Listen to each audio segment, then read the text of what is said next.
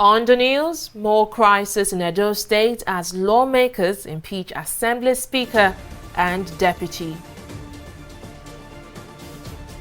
Presidential Task Force extends second phase of ease lockdown by another month with slight changes in guidelines.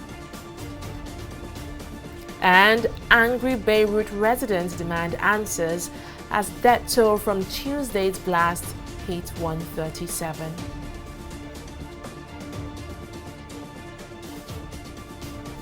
Thank you for joining us on News Now. I am Fidelia Aguncha. We begin in Edo State, where the House of Assembly Speaker Francis Okiye and his deputy Roland Asoro have been impeached. Both men were impeached by 17 members of the House who met at a private location on Thursday evening. Following their removal, the lawmakers elected Victor Edoro as the new Speaker of the House, while Emmanuel Agbaje was elected as his deputy. Before the impeachment, 14 of the 17 lawmakers whose seats were earlier declared vacant were sworn in. They thereafter adjourned plenary till Friday, August 7th. Earlier, before the shocking impeachment, armed police officers took over the premises of the Assembly following reports that the lawmakers were planning to impeach Governor Godwin Obaseki. Meanwhile, the iconic legislative maze on top of the Assembly building has been brought down alongside the roof of the complex building as the state governor begins an impromptu renovation of the complex. Talking security now, no fewer than 20 people have been killed by suspected bandits who attacked 3 communities in Zango Kataf local government area in southern Kaduna. The incident is coming less than 24 hours after Katsina State Governor Aminu Masari assured that the security situation in the northwest is under control. Survivors of the attack who confirmed the incident say the gunmen operated freely from Wednesday night to early Thursday morning. The attack is coming despite the recent deployment of police officials and assets to the region to address growing insecurity. And in the wake of this attack, the Nigeria Governors Forum (NGF) has resolved to meet with President Muhammadu Buhari over the security challenges facing the country. The governors expressed concerns over what they described as the rapidly degenerating security situation across Nigeria. In a communique issued after the 14th teleconference meeting of the governors, the NEC said its ad hoc committee on security and policing have met with the heads of the nation's security agencies to also discuss and review the security challenges. Meanwhile, the National Security Advisor, Babagana Moguno, has attributed the rising cases of insecurity in northern Nigeria on the growing rate of drug abuse in the region. Moguno said this while briefing State House correspondents after a meeting with President Muhammadu Buhari and service chiefs in Abuja. He also revealed that President Buhari plans to overhaul Nigeria's security architecture to address the insecurity in the northern region. Reports we've received from the chairman of the NDLEA show that the numbers keep increasing, and despite the closure of borders, we're still having to contend with the influx of these drugs. The problem here is that the reckless use of these substances are directly linked to the insecurity we are confronted with. Unless there is a collective concerted effort to deal with this problem, it will only result in this country hurtling inexorably down a bottomless pit of self-destruction. We don't want that to happen. And one of the ways of dealing with this issue is by using a whole of society approach in conjunction with a whole of government approach to achieve a whole of nation approach. The Nigerian government must take the lead in the fight against insurgency in the country for international efforts to yield desired results. These are the words of Dagbin Anderson, the commander of the U.S. Special Operations Command in Africa. Anderson, who gave the advice at a digital press briefing on Wednesday, warned that insurgents, including ISIS and Al-Qaeda, have started penetrating northwest Nigeria and are already making some inroads with plans to expand into the south. He, however, stressed that the U.S. would continue to support the Nigerian government with intelligence sharing on what the terrorists are doing. The briefing was organized to discuss U.S. partnership with African nations to reduce extremism, combat terrorist organizations, and bring about peace and prosperity throughout the African continent. Well, let's now move to Lagos State, where the State Police Command have intercepted a 40-feet container filled with drugs suspected to be tramadol and codeine. The container was intercepted on water and taken to a bonded terminal in Apapa. Following the interception of the truck, a combined team of customs, NDLEA, and police officials performed an inspection tour of it. The agencies revealed that the Area B Command has recently intercepted similar imports and has transferred the case and 2 suspects to government prosecutors. The United Arab Emirates (UAE) has denied restricting Nigerians from visiting the country. A document circulating on social media had claimed that the Arab nation stopped, among other things, tourist visas and visa renewal for Nigerians in the UAE. But in a statement released on Thursday, the UAE embassy in Abuja described the reports as false. The statement stressed that Nigeria is among the countries that it allowed entry after easing restrictions to fight COVID-19. It also noted that though travel between the UAE and Nigeria has remained limited owing to the closure of Nigeria's airspace, the UAE embassy in Abuja continues to work closely with the Nigerian government to obtain the necessary approvals to facilitate travel between the 2 countries. The presidency has reacted to the Revolution Now protest held in different parts of the country, saying it should be regarded as a mere child's play and an irritation. Special advisor to the president on media and publicity, Femi Adesina, made this assertion while reacting to a question asked on a live television station monitored by our correspondent. Adesina said the protests were carried out by only a few youths out of the 200 million Nigerians in the country. Reacting to the question on whether the clampdown will continue, Adesina said, quote, "The government will do whatever is right, whatever is required to maintain peace."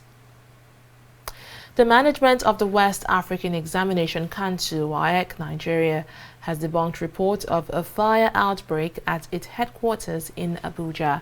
Spokesperson for the commission, Demianus Ojogu, in a statement on Thursday, explained that the rumor was being peddled by mischief makers to confuse candidates and the general public on the body's readiness in terms of security to conduct the 2020 examination. He added that all security materials needed for the examination are safe and intact.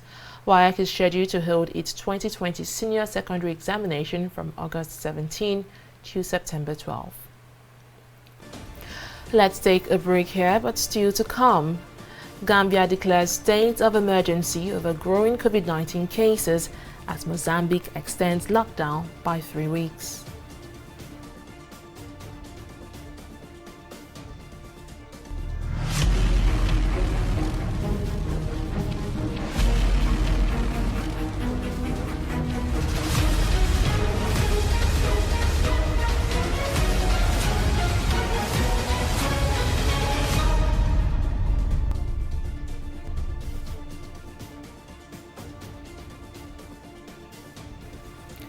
Welcome back. If you're just joining us, here are some of our top stories tonight. The Speaker of the Edo State House of Assembly, Francis Okiye, and his deputy, Roland Asoro, have been impeached. Both men were impeached by 17 members of the House who met at a private location on Thursday evening. Following their removal, the lawmakers elected Victor Edoro as the new Speaker of the House, while Emmanuel Agbaji was elected as his deputy.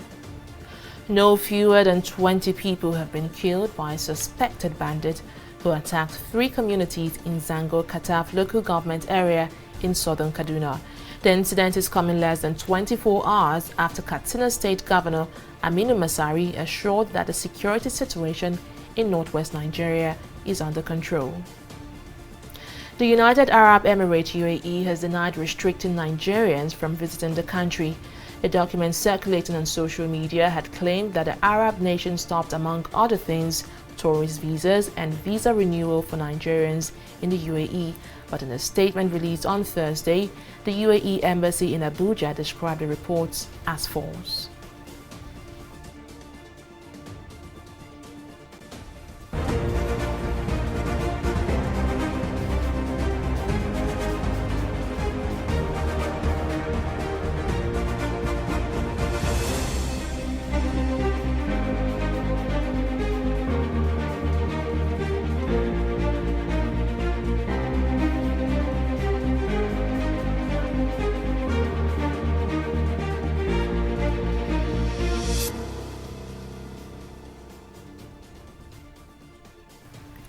President Muhammadu Buhari has approved the extension of the second phase of the eased lockdown for another 4 weeks, making it the third extension for the current phase.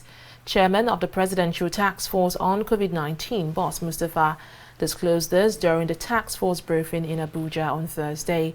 While giving update on the latest decision, the PTF coordinator, Sani Aliyu, highlighted few adjustments made from the previous extension of the second phase. As part of the adjustment, Aliyu noted that the federal government has extended the working hours for workers in government and corporate offices. The measures put in place for the current phase 2 of the eased lockdown shall be maintained while addressing some specific aspects. These include maintaining the current nationwide curfew from 10 p.m. to 4 a.m., maintaining the restrictions on mass gatherings with specific emphasis on protecting vulnerable populations. For international travel, we have made recommendations to the aviation industry to commence the process for opening international airports, provided all existing international and local prevention guidelines on COVID-19 are in place. The main modification we have is an advisory for banks to limit the number of customers within their operating areas to 50% occupancy within the banking halls in order to allow for physical distancing, and to limit their workers to 75% or less. For government offices and other corporate offices, we are now extending working hours to normal official hours from Monday to Friday, with the mandatory use of non-medical face masks. For recreational parks/communal sports, restriction is removed on outdoor communal non-contact sports and the use of recreational parks for supervised physical exercise, not for social interactions, but supervised physical exercise. The Minister of State for Education, Chukwuemeka Nwajuba, says all is set for federal government colleges to resume after the government gave approval for resumption of exit classes. He gave the assurance to parents when he inspected government colleges in Abuja to ascertain their level of readiness to accommodate students. The minister, who visited the Federal Government Girls College, Buhari, expressed satisfaction with what he saw. He said the government is prioritizing the safety of the students and will ensure that COVID-19 guidelines are followed diligently by both students and teachers during the lectures and WAEC examinations. They have already resumed. Students are already inside. They are doing very well with the materials they have, and the students are themselves very, very conscious. I didn't even know the students had even more knowledge than we had. They were They are very, very prepared. They are very, very prepared. Working on it very, very well. I admire Peter, Emmanuel, and Isaac. We met with Jonathan, Cindy, and a couple of the students. Very lovely students. They already understand the protocols because they are senior students. They already have done a lot. If you were with us inside, you can see how they space themselves out. They've done very well. They're almost in the same token. Everybody has properly distanced the classes, properly distanced the... In fact, you can see how big this school is, and you're just bringing only 100 students. They are already missing in the crowd. There's no crowd here. It's too... The facilities are too big for the number, but we're working with them. So all across the country, in all our 104 unity colleges, we are carrying out this inspection. Directors have been dispatched to every state, every school to check and confirm. There are protocols, there are forms, compliance forms that will be filled, and when we collect all these responses, we will address the shortcomings on the case-by-case basis. But on the whole, we can see that given the numbers of students that are returning, it's only the exit class, and the amount of sensitization that have gone. Compliance with COVID conditions have been good, generally, and that's the impression we are getting. But we still have to address some of the major infrastructure deficits. And it is showing, it has become more important now. We must have running water everywhere. We must have a situation, we cannot have a situation where mosquitoes will be able to come in and infest students. So the nets must be new. And away from Nigeria, Gambian President Adama Barrow has declared a state of emergency and introduced nationwide night curfew for 21 days as coronavirus cases keep rising in the West African country. The president said the borders and airspace will remain closed except for cargoes, diplomats, and those seeking treatment abroad. Worship places will also stay closed in the country, and schools will only allow final year students to sit for exit examinations from August 17. Gambia has so far recorded nearly 700 COVID-19 infections with 16 deaths. The vice president and 3 ministers are among those infected by the virus, while the president tested negative on Monday. Mozambican President Filipe Nyusi has announced another 30 days of emergency in a bid to limit the spread of COVID-19 in the country. This is the second time the country has declared a health emergency since March, when it confirmed its first COVID-19 case. In a televised address, President Nyusi outlined a phased easing of restrictions beginning on August 18, with the resumption of classes at higher education institutions, military academies, and technical training institutes. In Phase 2, starting September, cinemas, casinos, and gyms may reopen, and the third phase, starting in October, will see final year students in secondary schools resume classes. Mozambique has so far confirmed 2,079 cases of COVID-19, with 15 deaths. FA Cup winners Arsenal has announced that they are planning to cut 55 jobs due to the damaging effect of the coronavirus pandemic on the club's finances. The Premier League outfit said their main source of income had all been hit, including broadcast revenue, match day takings, and commercial activities. Players and management have taken pay cuts during the COVID-19 lockdown, but the club says further savings were needed to weather the storm. We'll now shift focus to the world of business after this break. Stay with us.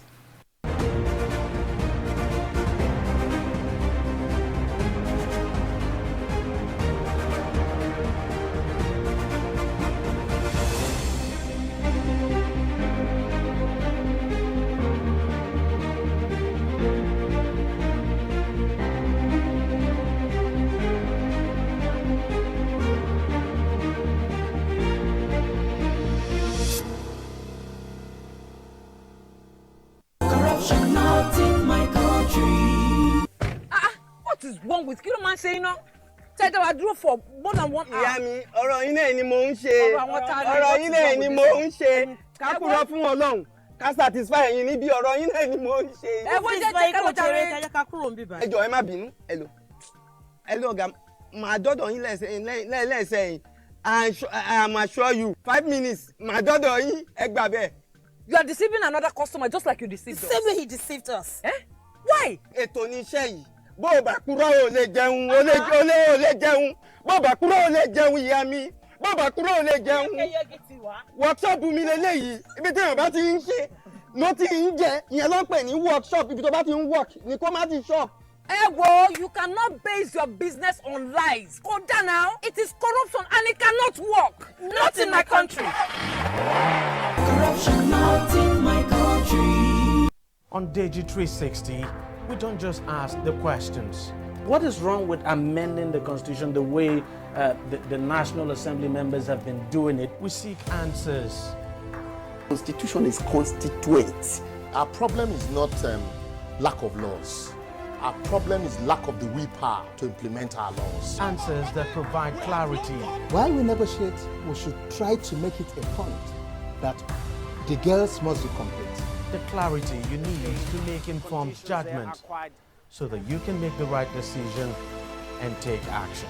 People are saying it is you politicians that are responsible for this, that you are the reason why this is happening. All these dollars that call themselves governors in this country? I wish we had people like Tony at the National Assembly. God forbid that I go to join that band.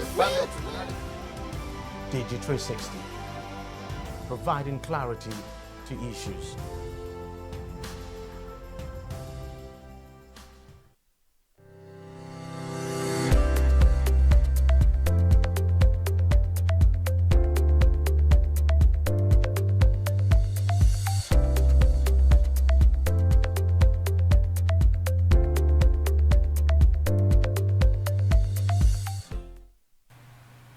Welcome back. Let's now join Oyin Adekunle for business news. Thank you very much, Fidelia.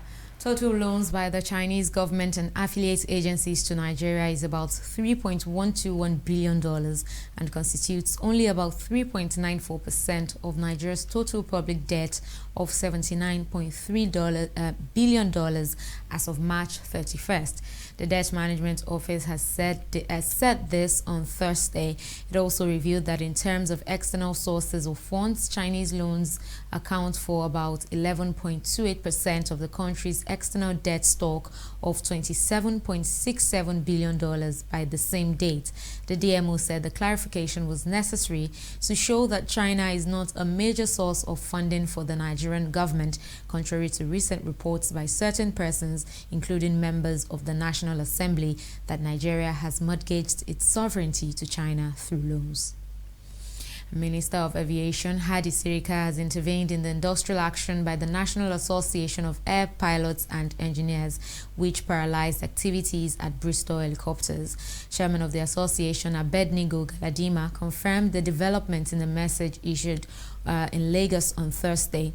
The association had on Wednesday threatened to ground the industry for 2 weeks should the company management refuse to recall the sacked pilots and engineers. Galadima, however, in a message said the minister had pleaded with the unions to sheath their swords pending the determination of a meeting at the instance of the Ministry of Labour in Lagos State. Oil prices slipped just below 5-month highs on Thursday with support from a weak dollar. Brent crude, against which Nigeria's crude is priced, fell 7 cents to $45.10 per barrel, while U.S. crude was down 25 cents at $41.94 per barrel. The two benchmarks rose to their highest since March 6, completing a 4-day rally after the Energy Information Administration reported a much bigger than expected drop in U.S. crude stockpiles. The dollar index, which measures the greenback against a basket of 6 major currencies, logged its biggest monthly percentage fall in a decade in July, and a poll found analysts expected it to continue falling into next year. Let's take a break here and return with Stock Market Review.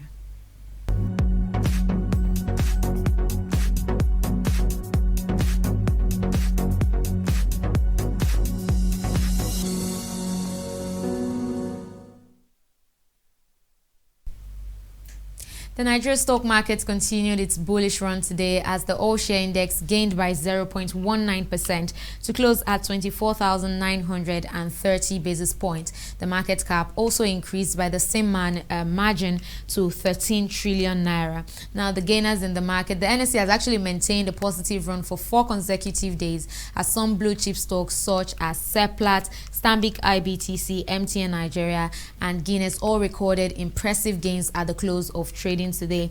But on the flip side, the losers were BUA Cement, Union Bank of Nigeria, Flour Mill, and May and Baker. Flour Mill and May and Baker maintained their position from previous session as the third and fourth worst performer. But in summary, mixed sentiments continue to dominate the markets. Trading turnover close to negative, with decreasing volume of trade from over 380 million units of shares in previous session to more than half of that figure. 173.748 million units of shares were traded today, and that came up to about 2.1 billion naira. But moving on now to foreign scene, FTSE was weighed down by resource stocks. Dow Jones is rising today 0.11%, and unfortunately Nikkei also closed lower at 0.43 with a 0.43% decline. And that's it on business. It's back to you now, Fidelia. Thank you very much, Oyin, for that update. Let's now move to the foreign scene. The people in Beirut have expressed anger at the government over what they say was negligence that led to Tuesday's huge explosion.